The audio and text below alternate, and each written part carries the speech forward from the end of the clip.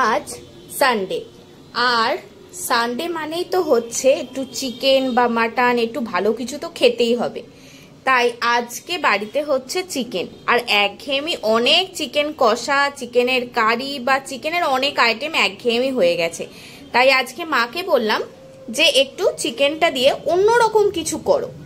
তাই আজকে চিকেন দিয়ে চিকেনের একটা অন্যরকম রেসিপি বানানো হচ্ছে, যেটা তোমরা দেখতে থাকো, আশা করি তোমাদের ভালো লাগবে। তার জন্য এখানে চিকেন নিয়ে নিয়েছে, এখানে পেঁয়াজ, আদা, রসুন, লঙ্কা, ক্যাপসিকাম, টমেটো, আর এখানে মশলার জন্য নিয়ে নিয়েছে বাদাম আছে, এখানে গোটা গরম মশলা আছে, এই এলাচ, দারচিনি, লবঙ্গ, আর এখানে গোটা গোলমরিচ, এখানে কিছু কিশমিশ, এখানে তিল আর শুকনো লঙ্কা, আর এখানে আছে দই। আচ্ছা, এখানে কিন্তু টক দইটাই নিতে হবে, তাই আমরা এখানে নিয়েছি আমুলের এই টক দইটা। আর এই সমস্ত সরঞ্জাম দেখে তো বুঝতেই পারছো কি হতে চলেছে। হ্যাঁ, আজকে হচ্ছে চিকেন ভর্তা। তাই চিকেন ভর্তা কিরকম ভাবে মা করছে সেটাই তোমাদেরকে দেখাচ্ছি, চলো।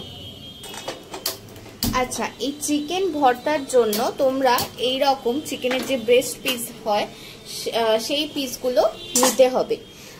কিছুটা কয়েকটা আমরা ছোট ছোট টুকরো করে নিয়েছি, আর এরকম যে বড় পিস সেটাও আছে।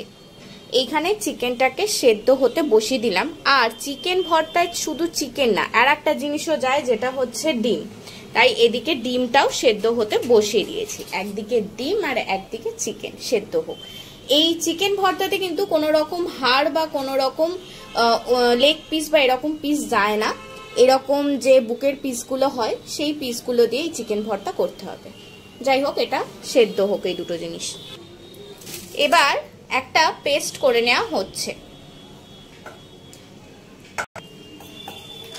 এই যে মশলাগুলো বলেছিলাম, এই তিল, গোটা গরম মশলা, কাজু, কিশমিশ, বাদাম, তারপর গোলমরিচ, শুকনো লঙ্কা, এই সমস্ত কিছু নিয়ে এর একটা পেস্ট বানানো হোক। এবার এটা একটু শুকনো গুঁড়িয়ে নেওয়ার পর এর মধ্যেই এই পেঁয়াজ, আদা, লঙ্কা, ক্যাপসিকাম, টমেটো, এগুলো সব কিছু এর মধ্যে দিয়ে দেওয়া হয়ে একটা পেস্ট বানিয়ে নেওয়া হচ্ছে। এই যে পেস্টটা এখানে রেডি হয়ে গেছে। এবার চলো কি করছে দেখানো যাক। এবার এদিকে সাদা তেল দিয়ে দেওয়া হচ্ছে, পুরো রান্নাটাই হচ্ছে সাদা তেলে। এবার এই যে পেস্টটা করা হয়েছিল সেই পেস্টটা দিয়ে দেওয়া হলো। এবার এটাকে ভালো করে কষানো হচ্ছে। এটা যতক্ষণ না তেল ছাড়ছে ততক্ষণ কিন্তু এইভাবেই কষাতে থাকতে হবে। প্রয়োজনে একটু করে জল দিতে হবে আর কষিয়ে যেতে হবে। এবার এই সেদ্ধ করা মাংসগুলোকে এইভাবে ছিঁড়ে নিতে হচ্ছে।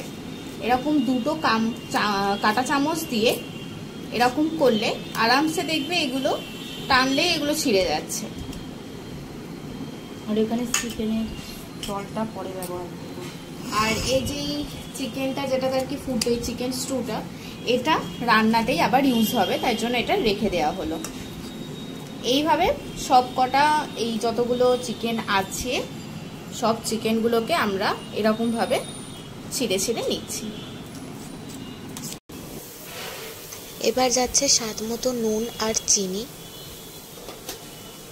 একটু হলুদ গুঁড়ো, এবার লঙ্কার গুঁড়ো। কালারটা যাতে একটু ভালো আসে তার জন্য এই কাশ্মীরি লঙ্কার গুঁড়ো, এটাতে কালারটা কিন্তু সত্যি ভালো আসে।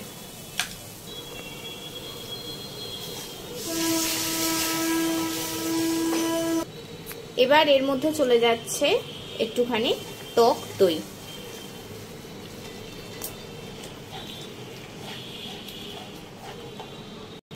এবার এর মধ্যে যাচ্ছে এই চিকেনের যে স্প্রেড করে রাখা হয়েছিল এইগুলো। এবার ভালো করে এটাকে মেশাতে হবে।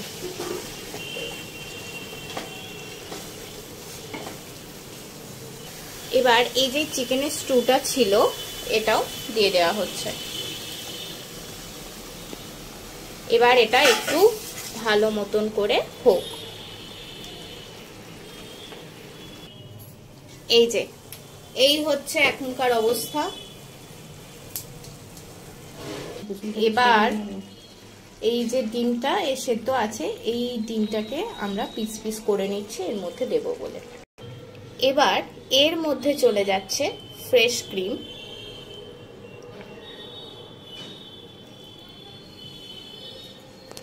এটা দিলে খেতে কিন্তু হেভি টেস্টি হয়।